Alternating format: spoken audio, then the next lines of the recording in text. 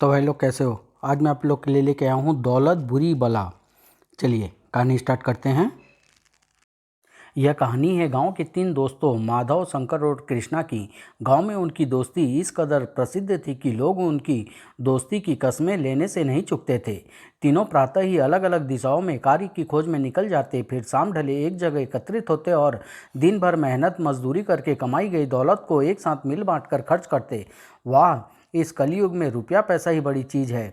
गलत, रुपया पैसा तो हाथ का मैल है मित्र, बड़ी चीज़ है दोस्ती, प्यार एवं त्याग। मैं तुमसे सहमत नहीं हूँ माधव। रुपया पास न हो तो आदर्शों एवं सिद्धांतों की सभी बातें करना व्यर्थ है। पैसे ही दोस्ती और समाज में इज्जत रख सकती है। अब क्या इसी बहस में सारा समय व्यर्थ गंवाना चाहते हो? लो, मैं ही तुम दोनों की समस्या का समाधान किए देता हूँ। प्यारे मित्रों, इस दुनिया में रहते हुए इन सभी वस्तुओं की उतनी ही मान्यता है जितने हमारे जीवित रहने के लिए खाना। अतः इस बहस को छोड़ो और कुछ खाने का इंतजाम करो। इस प्रकार हंसी खुशी के साथ वे अपना जीवन व्यतीत कर रहे थे। लेकिन इधर कुछ दिनों से कृष्णा को कोई काम नहीं मिला, अतः वह सुबह से शाम तक काम की तलाश में भटकता रहा। उफ, आज चौथे दिन भी मुझे कोई काम नहीं मिल पाया। खाली हाथ क्या मुंह लेकर अपने दोस्तों से मिलूंगा। माधव और शंकर भी उसकी परेशानी समझते थे। तुम फिक्र क्यों करते हो कृष्णा, आज नहीं तो कल काम मिल ही जाएगा। काश हम तुम्हारी कोई मदद कर सकते। मैं तुम्हारे दुख एवं स्नेह को समझता हूँ मित्रों। मैं जानता हूँ कि तुम्हें भी अपने अपने सेठों से जली कुटी सुनने को के पश्चात ही काम मिलता है, इसलिए इस मामले में तुम चाह कर भी मेरी मदद नहीं कर सकते। शायद मेरी किस्मत ही खराब है। किस्मत को दोष क्यों देते हो मेरे भाई? जिंदगी की राहों में कभी फूल तो कभी कांटे कांटे आते ही रहते हैं। दुखों से घबरा कर भाग जाना सिर्फ कायरता है। माधव ठीक कह रहा है कृष्णा, दिल छोटा मत करो। कल अवश्य तुम्हें कोई ना कोई काम मिल ही जाएगा। आओ अब सब बीती बातें बिसरा कर खाना खा लो। बड़ी जोरों की भूख लगी है। तुमने खूब याद दिलाया माधव। आओ आओ कृष्णा, मेरे मित्र मुझे कितना चाहते हैं, इसकी मित्रता पाकर मैं धन्य हो गया। पर कल मैं कोई ना कोई काम ढूंढ कर ही रहूँगा, अन्यथा। परंतु कृष्णा को अगले दिन भी काम न मिल सका। आज भी काम नहीं मिला। मेरे मित्र सुनेंगे तो न जाने मेरे बारे में क्या सोचेंगे। परंतु अब मैं तब तक घर नहीं लौटूंगा जब तक कुछ रुपये नहीं कमा लेता। यही मेरा अंतिम फैसला है। उस रात जब कृष्णा घर नहीं लौटा तो न जाने आज कृष्णा ने इतनी देर कहाँ लगा दी। शायद आज उसे काम मिल गया हो। परंतु जब आधी रात से ज़्यादा बीत गई और कृष्णा नहीं लौटा तो मुझे लगता है आज भी उसे काम नहीं मिला होगा। इसलिए लज्जा व संकोच के कारण वह घर नहीं लौटा। पर मैं कुछ और ही सोच रहा था माधव। वह क्या भला? कहीं ऐसा तो नहीं कि कृष्णा जानबूझकर काम न मिलने का बहाना बनाकर वास्तव में आलसी हो गया हो तथा सारा दिन इधर उधर मटर गश्ती करने के पश्चात वापस घर लौट आता हो? अगर ऐसा है संकट, तो फिर कृष्णा आज रात घर क्यों नहीं लौटा? मुझे लगता है कि वह कुछ दिन बाद लौटेगा। इस प्रकार वह हम पर शायद यह जाहिर करना चाहता है कि काम न मिलने का उसे भी दुख है तथा हम उस पर बोझ नहीं बनने चाहते। इस तरह बातें करते करते न जाने कब दोनों को नींद आ गई। 3 दिन बाद, सुनो भाई, क्या तुम मुझे माधव, शंकर और कृष्णा उन तीनों दोस्तों का पता बता सकते हो? अरे उन्हें कौन नहीं जानता, वे तो गांव के हीरे हैं, हीरे। सुनो, वह सामने बरगद के पेड़ के नीचे उनका मकान है। तुम्हारा बहुत बहुत धन्यवाद मित्र। वह धनी सा दिखने वाला व्यक्ति जब उनके घर की तरफ बढ़ा, देखो तो शंकर, हमारे घर की तरफ कौन बढ़ा चला आ रहा है? ना मालूम कौन होगा, वेशभूष से तो कोई खानदानी रईस लगता है। दूर से ही उन्हें आश्चर्य में पड़ा देख वह धनी व्यक्ति उनके निकट पहुंचकर बोला, मेरा नाम धर्मराज है, कीमती पत्थरों का व्यापारी हूँ। पर तुम दोनों मुझे माधव कहते हैं हुजूर, और मुझे शंकर हुजूर। ओह, मुझे तुम्हारी ही तलाश थी, पर वह तुम्हारा तीसरा मित्र कृष्णा कहीं दिखाई नहीं पड़ रहा। क्या वह घर में उपस्थित नहीं है? लेकिन इससे पहले कि शंकर कोई उत्तर देता, सहसा माधव प्रसन्नता से चीख उठा, वह देखो शंकर, अपना कृष्णा लौट रहा है। कृष्णा के निकट आते ही माधव उससे लिपट गया और भावुक से स्वर में कह उठा, तो तुम कहाँ चले गए थे मित्र कृष्णा? तुम्हारे बिना हमें एक पल भी अच्छा नहीं लगा। काम की तलाश में निकला था माधव, आखिरकार आज मुझे काम मिल ही गया। यह देखो, मैं खाली हाथ नहीं लौटा, पूरा 1 रुपया साथ लाया हूँ। इस 1 रुपये से ज़्यादा हमें तुम्हारी ज़रूरत है कृष्णा, अब हमें छोड़कर मत जाना। तभी कृष्णा की निगाहें धर्मराज पर पड़ी। वह चौंकता हुआ बोला, यह कौन है मित्र माधव? आज से पहले तो इन्हें कभी गांव में नहीं देखा। तुमने ठीक कहा कृष्णा, मैं इस गांव में पहली बार ही आया हूं और वह भी तुम तीनों की अटूट दोस्ती मुझे यहाँ खींच लाई है। मैंने गांव में कदम रखते ही तुम्हारी दोस्ती के चर्चे सुने, जिन्हें सुनकर तुमसे मिलने की इच्छा ही मुझे यहाँ खींच लाई। परंतु यहाँ तुम्हारी आर्थिक स्थिति देखकर मुझे दुख हुआ। तुम मेहनती एवं ईमानदार हो। अगर तुम्हारे पास ढेर सारा धन हो तो तुम तीनों अपनी मेहनत के बल पर बहुत कुछ कर सकते हो। हम कुछ समझे नहीं हुजूर, आप कहना क्या चाहते हैं? अतः मैंने सोचा कि वह राज तुम्हें भी बता दूं जो बरसों से केवल मेरे ही सीने में दफन है और जिसके कारण आज भी धन वैभव की मुझे कोई कमी नहीं है। मेरे लाखों का व्यापार ज्यों कहते हो कायम है। वह क्या राज है हुजूर? अनजाने ही तीनों दोस्तों के दिल तेजी के साथ धड़क धड़क उठे। एक ही पल में वे कई शंकाओं से घिर गए। न जाने यह कीमती पत्थरों का व्यापारी हमें कौन सा राज बताना चाहता है। शायद यह कोई नेकी का फरिश्ता है जो अपना राज हमें बताकर हमारी आर्थिक स्थिति का सुदृढ़ करना चाहता है। धर्मराज ने कहना प्रारंभ किया। आज से 10 बरस पहले की बात है। तब मैं बहुत निर्धन था। मेरे पिता वैद्य थे। उन्हीं की कमाई पर किसी तरह दिन गुजर रहे थे। पर एक दिन भाग्य ने हमारे साथ एक भयानक मजाक किया। माँ को एक गंभीर बीमारी ने आ जकड़ा। पिताजी ने उनका इलाज बताया। अगर वह बूटी न मिली तो तुम्हारी माँ का बचना मुश्किल है बेटे। मैं वह बूटी कहीं से भी ढूंढ कर लाऊंगा। पिताजी, आप मुझे उसकी पहचान के विषय में कुछ बताएं। वह बूटी आसानी से नहीं मिलती बेटे। कई जंगलों व पहाड़ों की खाक छाननी पड़ती है। इस कार्य में बहुत सा वक्त लग जाएगा और तब तक शायद तुम्हारी माँ। नहीं, ऐसा ना कहिए पिताजी, माँ को कुछ नहीं होगा। ईश्वर इतना कठोर नहीं हो सकता। अब तो उसी का सहारा है बेटे। खैर, तुम नहीं मानते तो मैं तुम्हें उस औषधि के बारे में विस्तार से सब कुछ बताता हूँ। पिताजी से उस बूटी का ब्यौरा लेकर मैं उसकी खोज में दिन रात लगा। कई खतरों का सामना किया पर मुझे वह जीवन रक्षक औषधि न मिल पाई और 2 माह पश्चात मैं हताश सा घर लौट आया। किंतु वहाँ पहुँचकर मुझे एक असीम दुख का सामना करना पड़ा। घर में ताला क्यों लगा है? माँ को लेकर पिताजी कहाँ चले गए? तुम अब लौटे हो धर्मराज, जबकि तुम्हारे माता पिता आखिरी समय तक तुम्हारी राह देखते हुए स्वर्ग सिधार गए। भगवान उनकी आत्मा को शांति दे। ओह नहीं, मगर यह कैसे हुआ करीम चाचा? माँ तो बीमार थी किंतु पिताजी तो। तुमने ठीक कहा बेटे, पर तुम्हारी माँ की बीमारी ने छूत के भयानक रोग से परिवर्तित होकर तुम्हारे पिता को भी अपने चपेट में ले लिया। गाँव के लोगों के बहुत प्रयास के बाद भी उन्हें बचाया न जा सका। मैं कितना अभागा हूँ करीम चाचा। उनके अंतिम दर्शन करना भी मेरे नसीब में न था। धीरज रखो धर्मराज, मृत्यु तो प्रकृति का नियम है जिसे कोई नहीं बदल सकता। माँ पिताजी की मृत्यु का कारण वह बूटी थी जो समय पर मुझे न मिल सकी थी। अतः मन में एक दृढ़ निश्चय लिए मैं एक बार फिर उस बूटी की तलाश में निकल पड़ा। तुझे ढूंढ कर ही दम लूँगा मेरे प्रियजनों की हत्यारिन, ताकि फिर कोई तेरे अभाव में अपने प्रियजनों से बिछड़ न सके। उस बूटी की तलाश में मैं न जाने कहाँ कहाँ भटकता रहा, पर एक दिन ऐसे स्थान पर जा पहुँचा जहाँ पहुँचते ही मैं ठगा सा खड़ा रह गया। मेरी आंखें उस दृश्य की हकीकत मानने को तैयार न थी। जिधर मेरी निगाह जाती हर तरफ हीरे मोती नीलम पन्ने लाल इत्यादि बिखरे दिखाई देते। हे प्रभु, यह कैसी अद्भुत जगह है जहाँ अनमोल हीरे मोती पत्थरों के समान दूर दूर तक बिखरे पड़े हैं। आंखों पर विश्वास ही नहीं होता। कहीं मैं कोई सपना तो नहीं देख रहा। इतने बड़े विशाल अनमोल खजाने को पाकर मेरा मन गदगद हो उठा। यहाँ तक कि अपना असली मकसद उस औषधि की तलाश करना भी भूल गया। मैं इतनी ढेर सारी दौलत पाकर अपार प्रसन्नता व लालच से मानो पागल हो गया। हा, ईश्वर ने यह सारी दौलत मेरे लिए रख छोड़ी है। इस सारे खजाने का एकमात्र वारिस केवल मैं हूँ। मैं हा। और तब मैं उस दौलत की सुरक्षा के लिए चिंतित हो उठा। सारी दौलत को उठाकर कहीं छिपा देना चाहिए, अन्यथा मेरी तरह भूला भटका कोई दूसरा व्यक्ति यहाँ आ पहुँचा तो वह भी इस दौलत पर अपना अधिकार जताने लगेगा। और ऐसा सोचकर मैंने उस दौलत का एक बहुत बड़ा भाग एक सुरक्षित व गुप्त स्थान पर छिपा दिया। मुझे जब भी धन की आवश्यकता होती है मैं वहाँ जाकर अनमोल हीरे निकाल लाता हूँ। वह स्थान कहाँ है यह तो मैं तुम्हें नहीं बता सकता, लेकिन अगर तुम चाहो तो मैं उस स्थान का पता तुम्हें बता सकता हूँ जहाँ आज भी बहुत सा खजाना हीरे मोतियों के रूप में बिखरा पड़ा है। उस खजाने के हासिल होते ही तुम्हारी सारी दरिद्रता दूर हो जाएगी। उसकी कहानी सुनने के पश्चात माधव हतप्रभ सा कह उठा, आपकी बातें एक सुखद स्वप्न सा महसूस होती है। यकीन ही नहीं होता कि कोई ऐसी जगह भी हो सकती है। यकीन तो तुम्हें तब आएगा जब वह सारा दृश्य अपनी आंखों से देख लोगे। अगर ऐसी बात है तो आप हमें उस स्थान का पता बताने का कष्ट करें, हम अवश्य वहां जाएंगे। उस स्थान का पता बताने से पहले मेरी एक शर्त है। वह क्या? तुम मेरे वह उस स्थान के बारे में अन्य किसी से न कहोगे, अन्यथा तुम्हें इसके गंभीर परिणाम भुगतने होंगे। हमें आपकी यह शर्त मंजूर है?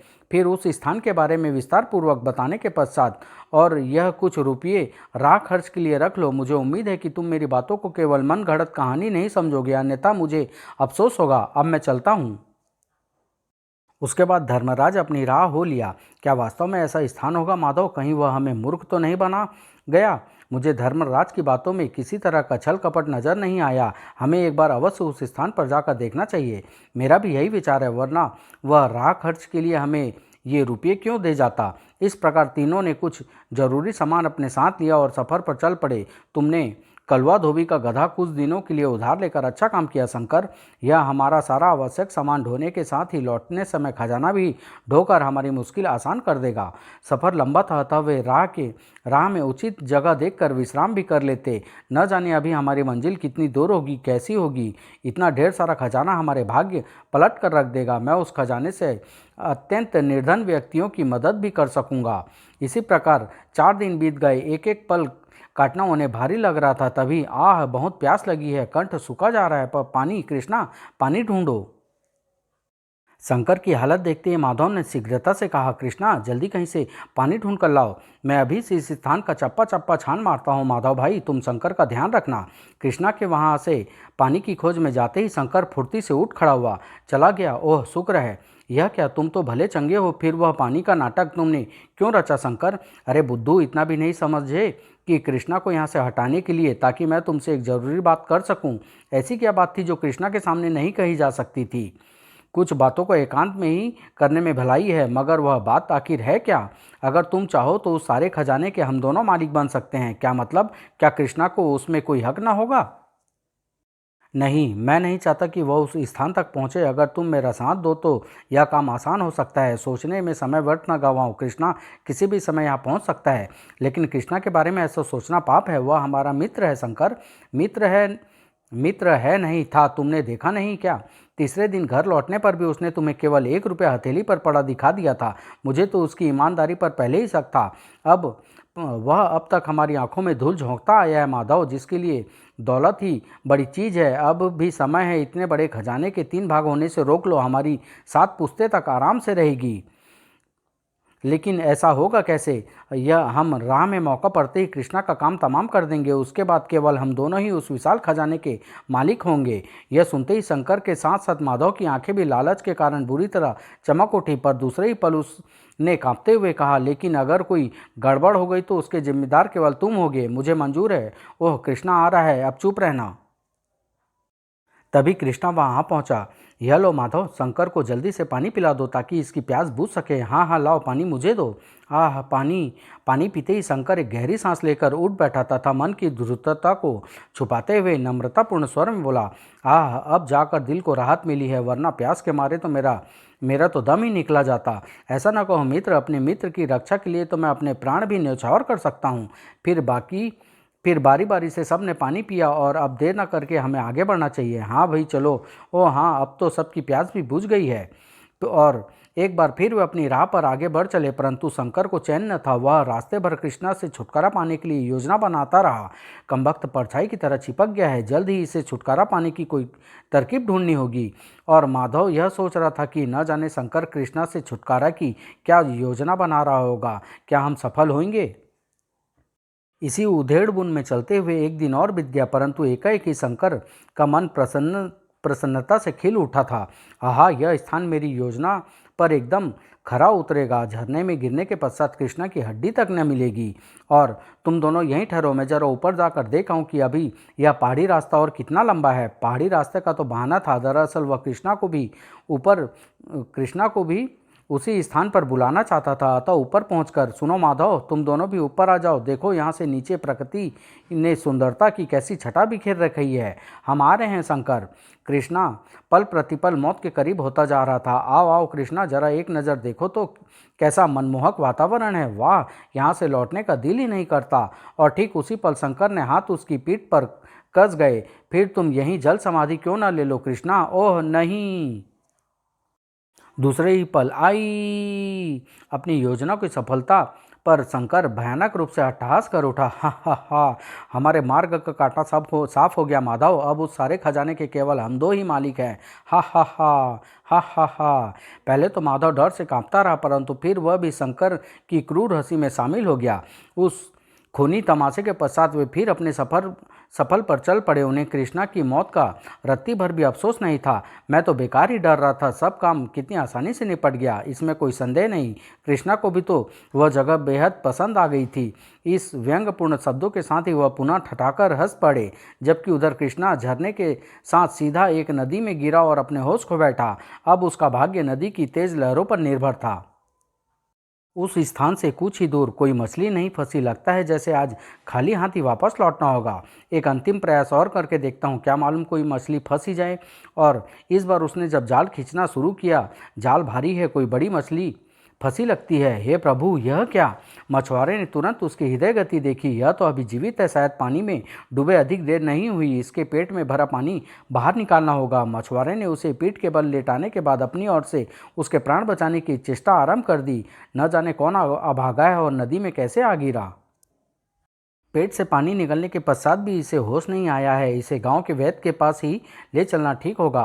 फिर वह मछुआरा कृष्णा को उठाकर निकट ही एक गांव की ओर चल पड़ा। आज मछली तो नहीं मिली, पर इस नौजवान को जीवन बच जाए तो मैं खुद को भाग्यशाली समझूंगा। और उधर माधवन और शंकर अब मंजिल से अधिक दूर नहीं थे। जरा तेज कदम बढ़ाओ माधव, अब वह स्थान अधिक दूर नहीं होना चाहिए। धर्मराज ने जिस जंगल के बारे में कहा था, शायद यह वही है। इस जंगल के समाप्त होते ही वह घाटी हमारे सामने होगी। कुछ देर चलने के बाद मेरे ख्याल से कुछ देर यहीं रुककर हमें थोड़ा विश्राम कर लेना चाहिए। इससे सारी थकावट जाती रहेगी। जैसी तुम्हारी इच्छा। यहाँ के ताजे व मीठे फलों पर भी मेरी नज़र है। शंकर ने वृक्ष से कुछ फल तोड़े और फिर दोनों बैठकर उन्हें खाने लगे। वाह, मज़ा आ गया, फल सचमुच मीठे हैं। थकावट तथा वृक्ष की ठंडी छांव के कारण माधव को शीघ्र ही नींद ने आ दबोचा, जबकि शंकर ने न जाने किस सोच में डूबा माधव की ओर देख रहा था।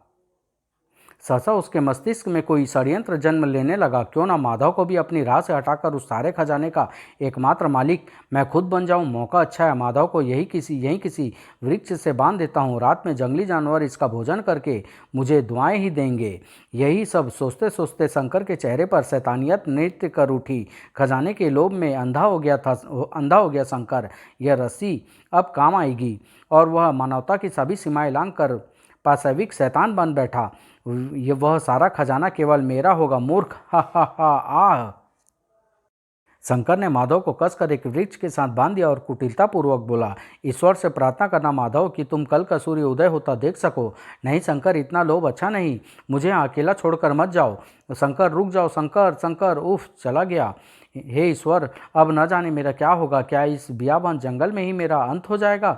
पर होनी को शायद कुछ और ही मंजूर था। कुछ ही देर बाद, ओह, वहाँ कोई है। मुझे आवाज़ देकर उसे बुलाना चाहिए। जरा सुनना भाई, मुझे तुम्हारी मदद की आवश्यकता है। ए भाई, तुम कौन हो और इस जंगल में क्या कर रहे हो? मैं तुम्हें बाद में बताऊंगा। पहले शीघ्रता के साथ मुझे खोल दो भाई। लेकिन मैं कोढ़ी हूँ, अगर तुम्हें छू दूंगा तो यह भयानक रोग तुम्हें भी लग सकता है। इस बात की तुम बिल्कुल परवाह मत करो मित्र, परंतु ईश्वर के लिए मुझे इस बंधन से मुक्त कर दो। तुम्हारा मुझ पर बहुत एहसान होगा।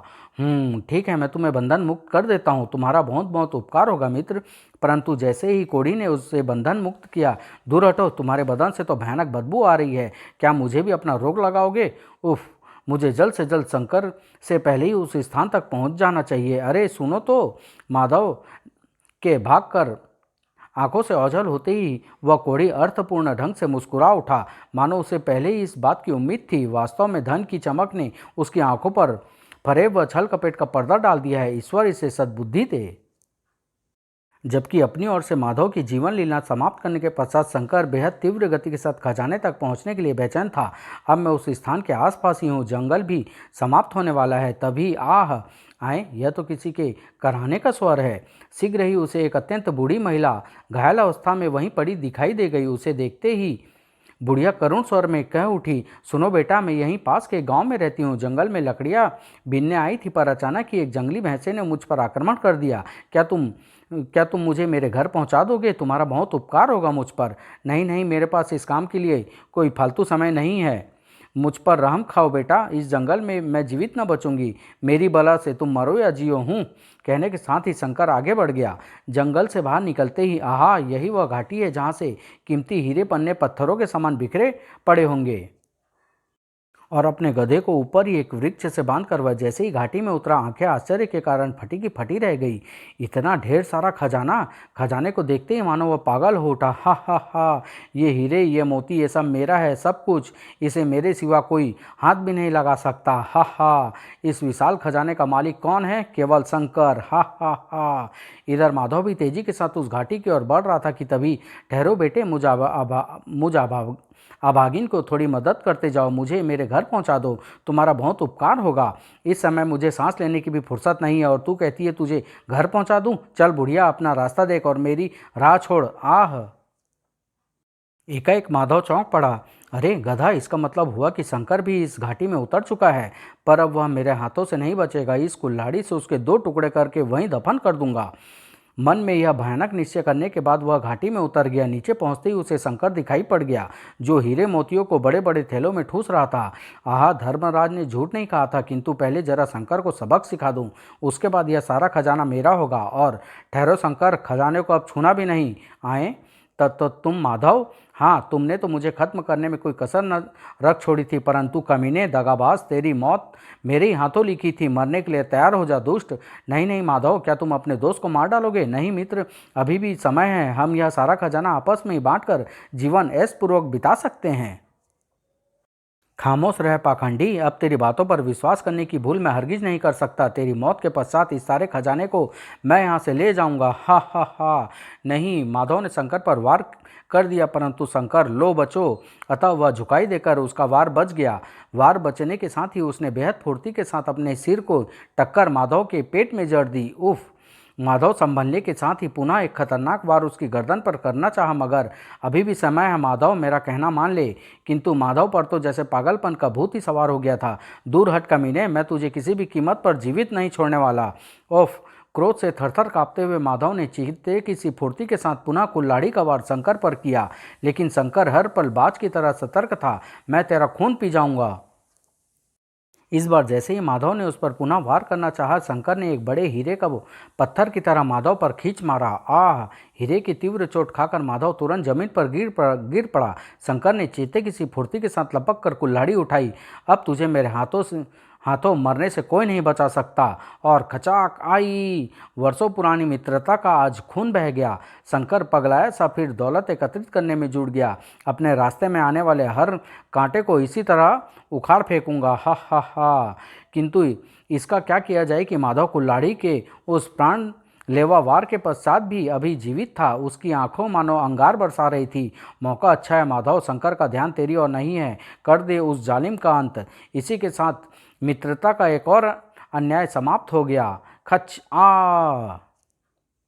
लेकिन उसके बाद माधव भी वहां खड़ा न रह सका और लड़खड़ा कर फिर कभी न उठने के लिए वहीं ढेर हो गया। वहां बिखरी पड़ी दौलत जैसे उनका बेबसी पर ठहाके लगाकर हंस पड़ी। उधर कृष्णा को वैद्य जी के उपचार के 4 दिन पश्चात होश आ गया। आह, मैं कहाँ हूँ? घबराओ नहीं बेटा, तुम सकुशल हो, किंतु अगर ये तुम्हें नदी से निकाल कर यहाँ न ले आते तो न जाने तुम्हारा क्या हाल होता। कृष्णा ने कृतज्ञ निगाहों से उस मछुआरे की ओर देखा। फिर एकाएक ही उसे कुछ याद आया। वह तुरंत उठकर बोला, अब मुझे जाना होगा बाबा। लेकिन अभी तो तुम्हें होश आया है बेटा, कुछ देर विश्राम करना जरूरी है। नहीं बाबा, अब मैं बिल्कुल स्वस्थ हूँ, मुझे जाना ही होगा। कृपा करके मुझे रोकने का चेष्टा मत कीजिए, जैसी तुम्हारी इच्छा। उन सब से इजाज़त लेकर वह शीघ्रता के साथ उस घाटी की ओर चल पड़ा। चलते चलते सहसा ही किसी करुण स्वर को सुनकर वह ठिठक कर रुक गया। यह स्वर किसका था? अवश्य ही कोई संकट में है, मुझे देखना चाहिए। ओह, यह तो कोई कुष्ठ रोगी मालूम पड़ता है। आह, तुम्हें क्या कष्ट है बाबा? नहीं, मुझे मत छुओ, अन्यथा यह भयानक रोग तुम्हें भी लग जाएगा। मुझसे दूर चले जाओ। मानवता के नाते मैं ऐसा नहीं कर सकता बाबा। ठहरो, मैं तुम्हारे घाव को साफ करके पट्टी बांध देता हूँ, ताकि तुम्हें तकलीफ से थोड़ी राहत मिले। आज तक मुझसे किसी ने इस प्रकार के 2 मीठे बोल नहीं कहे। तुम बहुत दयालु हो बेटा, भगवान तुम्हारा भला करेगा। लेकिन बाबा। हाँ हाँ, जो कुछ कहना हो निडर होकर कहो बेटा। बाबा, मुझे एक आवश्यक कार्य से तुरंत ही जाना है, परंतु तुम्हें इस हाल में यहाँ छोड़कर जाने का मन नहीं कर रहा। अब तुम ही बताओ मैं क्या करूँ? ओह, तुम मेरी बिल्कुल भी फिक्र मत करो और जाकर अपना कार्य पूरा करो। कृष्णा ने कुछ देर सोचने के पश्चात कहा, पर आपको मुझसे एक वादा करना होगा कि जब तक मैं लौट कर ना आऊँ आप यहाँ से कहीं नहीं जाएंगे। लौटते हुए मैं आपको भी अपने साथ ले जाना चाहता हूँ ताकि अपने गाँव पहुँचकर आपका उचित इलाज करवा सकूँ। तो तुम धन्य हो बेटे, जाओ, मैं तुमसे वादा करता हूँ कि जब तक तुम्हारी सूरत दोबारा न देख लूँगा कहीं नहीं जाऊँगा। बाबा से विदा लेकर वह जंगल की सीमा पर पहुँच गया, पर तभी वह घायल बुढ़िया उसके सामने आ खड़ी हुई। सुनो बेटा, मुझ दुखियारी को मेरे गांव पहुंचा दो, तुम्हारा बहुत उपकार होगा मुझ पर। ओह, मगर तुम्हारा गांव है कहाँ, मुझे बताओ, मैं तुम्हें शीघ्र ही वहां पहुंचा दूंगा। जंगल के पार उस घाटी में बुढ़िया को सहारा देकर वह घाटी की तरफ चल पड़ा, पर अचानक ही घाटी की कगार पर गधे की सड़ी लाश देखकर उसका मन बेचैन उठा। न जाने मेरे दोस्त किस हालत में हो। पर तभी अचानक, उफ, यह क्या! खतरे को भांपते ही कृष्णा ने खंजर बाहर निकाल लिया और अजगर पर वार करने लगा। बहुत मुश्किल से वह मौत के मुंह से निकल सका। तुम बहुत बहादुर भी हो बेटा, आओ अब चलें। घाटी के नीचे उतरते ही वह स्तब्ध रह गया। इतना खजाना! क्या तुम इस खजाने के बारे में भी जानती थी? क्यों नहीं युवक? तभी उसकी नजरें खजाने के बीचों बीच पड़े दो कंकालों पर पड़ी। उन कंकालों को देखते ही उसका दिल धक से रह गया। हे भगवान, कहीं ये कंकाल! नहीं नहीं, ऐसा नहीं हो सकता, ये नहीं हो सकता। ईश्वर, तुम्हारे दोस्त आपसी द्वेष के शिकार हो गए हैं। युवक दोनों ही एक दूसरे को खत्म करके इस सारे खजाने का मालिक बनना चाहते थे, पर खजाना कोई भी प्राप्त न कर सका। उन्हें प्राप्त हुई केवल मौत। अब यह सारा खजाना तुम्हारा है, आगे बढ़ो और बेशुमार दौलत समेट लो। युवक पर बजाय दौलत समेटने के कृष्णा आवेश से भरा चीख उठा, नहीं नहीं नहीं, नहीं चाहिए मुझे ऐसी दौलत जिसके कारण मेरे प्यारे दोस्त आपस में एक दूसरे के दुश्मन बन गए और अपने ही खून से हाथ रंग बैठे। मैं थूकता हूँ ऐसी दौलत पर, थू थू। मुझे प्रसन्नता हुई कृष्णा, कम से कम तुम तो दौलत के पुजारी नहीं। तो तुम मेरा नाम कैसे जानते हो और यह तुम्हारी आवाज़ को एकाएक क्या हुआ? अरे, वह घायल महिला कहाँ गई और तुम यहाँ क्या कर रहे हो धर्मराज? वह घायल महिला मैं ही था कृष्णा। यही नहीं, उस कुष्ठ रोगी के रूप में भी मैं ही तुमसे मिला था। मगर क्यों, तुमने यह सब रूप क्यों धरे? यह सब क्या चक्कर है? यह एक लंबी कहानी है कृष्णा, ठहरो, मैं तुम्हें सारी बातें विस्तार पूर्वक समझाता हूँ। मैं एक बहुत बड़ा हीरे का व्यापारी हूँ। अपने लाखों के फैले हुए व्यापार को संभालने के लिए मुझे एक बेहद ही मेहनती एवं ईमानदार युवक की आवश्यकता थी, जिसकी तलाश में हर समय मेरी निगाहें किसी न किसी को ढूंढती रहती थी। कुछ समय पहले मैं व्यापार के सिलसिले में तुम्हारे गांव से गुजरा, जहां तुम तीनों की प्रगाढ़ दोस्ती के बारे में सुनकर मेरे कदम ठिठक गए। शायद इन तीनों दोस्तों में ही कोई मेरे काम का आदमी साबित हो, ऐसा सोचकर मैं तुम्हारे घर पहुंचा। तभी मैंने फैसला कर लिया कि पहले तुम तीनों की परीक्षा लूंगा, तभी कोई फैसला करूंगा। किंतु धन के लोभ में आकर तुम्हारे दोस्तों ने तुम्हें रास्ते से हटाना चाहा, पर ईश्वर की कृपा से तुम बच निकले। मैं भी लगातार तुम्हारा पीछा करता रहा और तरह तरह के वेश बदले, पर तुम्हारे मित्रों में दया व स्नेह की रत्ती भर भी भावना नहीं थी। दौलत की चमक से अंधे हो गए थे वे। इसी का परिणाम उनकी ये लाशें हैं। परंतु यह सारी दौलत यहाँ कहाँ से आ गई? मैंने ही इसे यहाँ रख छोड़ा था तथा उसकी सुरक्षा के लिए पहरेदार भी तैनात किए। अब उन तीनों दोस्तों के अलावा कोई अन्य इस दौलत को हाथ न लगाने पाए। जी मालिक। सारी कहानी सुनने के पश्चात कृष्णा की आंखों से एकाएक ही आंसू बरस पड़े और वह बोला, आज मुझे मालूम हुआ कि माधव झूठ कहता था। दोस्ती नहीं, बड़ी चीज़ दौलत है। पर भले ही मन में लालच में आकर मेरे दोस्तों ने मेरे साथ कुछ भी सुलूक किया हो, आपको यह वादा करना होगा कि इन सब बातों का हमारे सिवा कोई तीसरा नहीं न जान पाएगा। मैं नहीं चाहता कि भविष्य में लोग दोस्ती के नाम से घृणा करने लगे और दौलत की पूजा करने लगे। तुम सचमुच महान हो कृष्णा। और उसी समय से कृष्णा को धर्मराज ने अपने विशेष सलाहकार बना लिया। समाप्त।